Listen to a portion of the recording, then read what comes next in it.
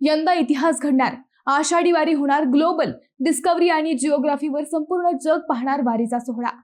यंदाची आषाढी वारी फक्त महाराष्ट्रापुरती मर्यादित राहणार नाही। प्रथमच डिस्कव्हरी आणि जिओग्राफी सारख्या आंतरराष्ट्रीय दूरचित्रवाहिनीद्वारे हा भव्य सोहळा जगभरातील प्रेक्षकांपर्यंत पोहोचणार आहे। मुख्यमंत्री देवेंद्र फडणवीस यांनी सांगितले की लाखो वारकऱ्यांना कोणतीही गैरसोय होऊ नये यासाठी राज्य सरकारने व्यापक नियोजन केले आहे। पालखी मार्गावरील रस्त्यांची दुरुस्ती आणि मजबूतीकरण पूर्ण झाले असून राष्ट्रीय महामार्गावरील आवश्यक विकास कामे देखील करण्यात आली आहेत। वारकऱ्यांच्या मुक्कामासाठी मोठ्या प्रमाणावर जर्मन हँगर उभारण्यात आले आहेत।